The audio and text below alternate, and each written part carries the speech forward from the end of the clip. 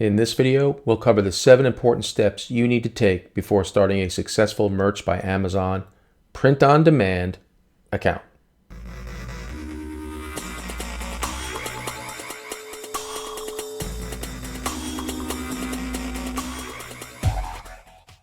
And welcome again, friends, to Matt's webcast, where we get serious about your creative projects.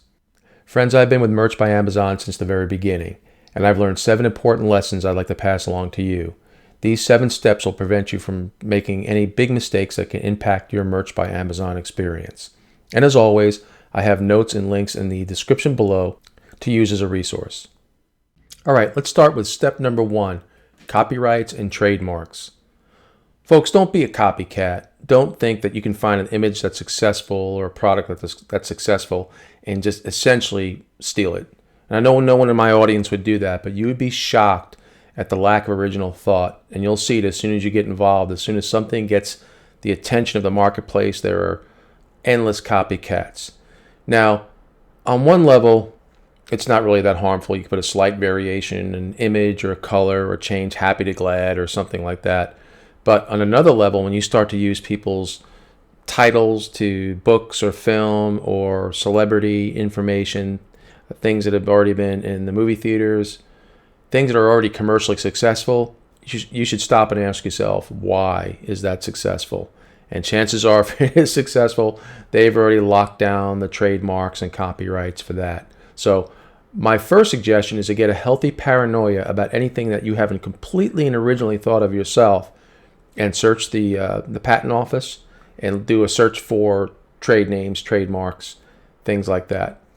Be especially careful of things in your industry or things that are in your genre that are similar or sound the same and that are marked as a live trademark. And bear in mind that you may create something that's completely original, that's yours, and you may post it, and at a later date or even that same day, Merch may reject the image. And it doesn't mean you've done anything wrong. It just means that they are erring on the side of caution and removing that. So get familiar with the things that are in their terms of service that are typically removed. And we'll talk in a little bit more detail about that later on. But realize that you're not always stealing. You just may have done something that was completely innocent, and that the robot or the search tool that they use to try to find any matching items will just arbitrarily remove your item and possibly discipline you further for that. So enough about that. Once you're aware of that before you post and you get into that habit, you'll be just fine. Step 2, define who your customer is. And boy, isn't that true for anything that you do that's creative, whether it's photography or painting, performing arts, digital art, media, writing a book. In the end, you have to start with knowing who you're creating that for. And believe it or not, your friends and your family are not necessarily your customers. And it'll take a little while to figure that out. People say, oh man, that's great, press on. Dude, you got this. Typically aren't going to buy it. They're not going to visit your channel. They're not going to go to your web page. They're going to wish you well and go on with their lives, and that's true of most of us. But the thing is, through trial and error, through being patient, you will get feedback both through Merch by Amazon, through social media, and through person-to-person contact, and you'll figure out what your customer likes. And once you get those first few sales and you start to see increases in particular images and products that you produce, then you really start to get a picture of who your real customer is. And do the analysis. Make that part of your everyday or at least once a week task list. And I keep notes. I start to get into the demographic. You know, who, male, female, both, age groups. I do a lot of military stuff, a lot of aviation stuff. Are they veterans themselves? Are they the children of veterans? Are they both? Are they just aviation buffs? So there'll be some Venn diagrams where you have different groups that might overlap and find you as a artist they like to follow. But it's going to take some time, and I just want you to pack your patience for this one. But it's a worthwhile struggle. All right, step 3, commit the essential best practices to memory. And I'm not kidding. Go to the resource center that Merch by Amazon has for its creators, and you'll see best practices, which describes how the artwork has to be sized, in what color, where it should be centered on the garment, the templates, the resolution, unique aspects of printing on dark products like black t-shirts, which are very popular.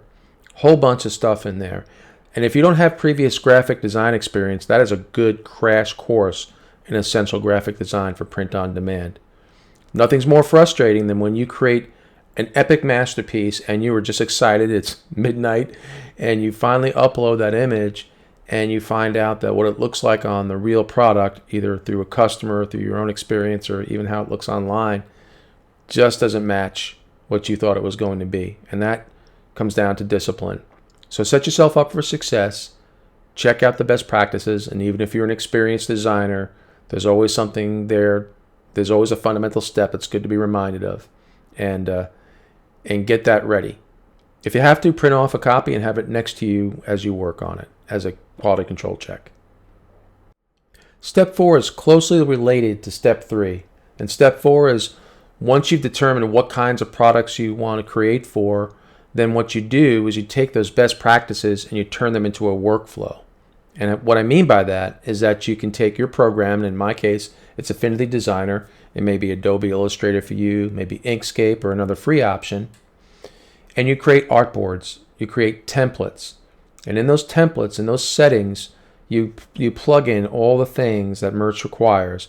For example, a 4500 by 5400 pixel, 300 dot per inch artboard means that every time you use that artboard, then you know that when you upload that PNG file, that it's going to be accepted. It will meet the quality standards of Merch. In the beginning, I did a lot of that as I thought of it, and sometimes the difference of 1 pixel, like 4501, 5401, because I hadn't locked it down on my document settings, would reject the image, and it was quite frustrating. So once you know the rules of the road and you've picked what things you want to focus on, build those templates, label them, Merch _template, or something that you can easily remember. And that way, when you're inspired, you just plug and play, copy and rename, and you're good to go. Step 5 is organization, one of my weak spots. And let me tell you, when you start to make hundreds, maybe at some point thousands of different products, you're going to have a whole lot of work on your hand to get that organized, especially when you're trying to remember which one is named what, which image was for the sweatshirt template, which one was for the t-shirt template. Forget about cell phones or pillows or things like that. It could become a mess real quick. And so I would tell you that come up with something that you can expand upon. In my case, I use Merch _ t-shirt, sweatshirt _ whatever the name is. Now, there are a lot of products that have very similar names, so I have to be smart about that as well. But you got to start out from the beginning doing that, or you're going to be all over the place. Once you find a file system that works for you, it gets a lot easier as you go. Because remember, Merch is a numbers game. You want to produce quality, but you want to produce quantity too. And you're going to produce quite a bit of quantity before you finally start to get traction with your customers. And then you're going to want to double down and start really focusing on types and names and things that the customers want, and you'll be glad you set yourself up with a good file plan. Step 6 is to use your words. What do I mean by that? Item descriptions, keywords, subtitles, names of files, all that stuff. All that stuff goes into the world of search engine optimization, SEO. And not only that, but you want to describe your product adequately to your customer. A lot of them are going to look at these things on a cell phone, and the images are going to be only so big, and those descriptions can help in the search for those things or further describe what you're selling and help you find the right market. Oftentimes, the people who are buying your products on Merch are buying them as gifts for other people. So a little bit of that description can go a long way. And it served me well when I work with my customers. I can't use very broad terms for them. If I just say veteran, that's nice. But if I say Navy retired veteran, okay. And if I describe what's in that shirt, because some of my artwork may have multi-layers to it, may have lots of little aspects they wouldn't see at first glance, it's great to have that in that description. So as you think of hashtags and other social media platforms, In merch, you just want to have good product descriptions. You want to fully use the space and the character count that they allow for you. And another tip is to keep that language handy, because you can do a lot of variations on an idea and you don't want to start from scratch all the time. So keep a Word document or a notepad or some type of swap file that you can use to build quick and complete item descriptions. And the seventh step is the most enjoyable one, for me at least. And that's to become part of the community of your clients. Join in on closed Facebook groups where you have a stake, where you belong to a particular group or set of groups. Find out what they're talking about. You might spot trends. You might see things where one person brings up an issue or asks a question or expresses an idea, and it takes off like wildfire. Find out where their passions are, what people are really interested in. But tread lightly. Be more of a lurker. Be helpful, but don't do what a lot of people are taught to do, which is to spam their potential customers. I've been very, very careful about that, and I've seen opportunities come, and more often than not, I learn from the dialogue, but I don't necessarily pull the trigger and put them in front of a link to one of my Amazon shirts. But instead, I've watched someone else, and it was very enjoyable. I was in Iceland for a couple of years, and a gentleman posted in a Facebook group a picture of him wearing one of my shirts, and it was really a thrill. It was quite a compliment.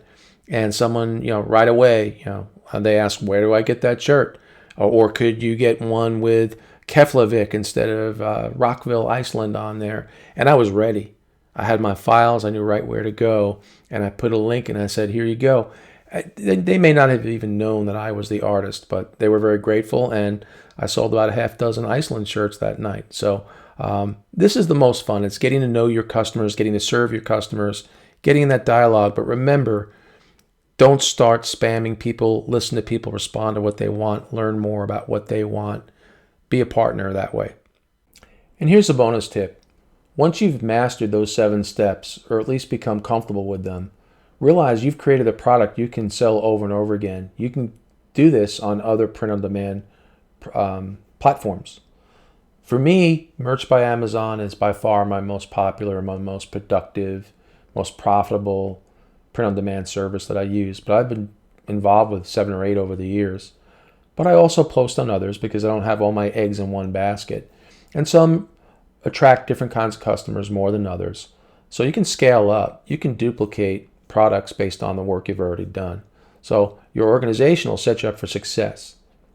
Well, I hope this has been useful to you. I'd really appreciate your feedback in the comments below. And as always, I'll keep the links and references that I discussed in the description section. Till next time.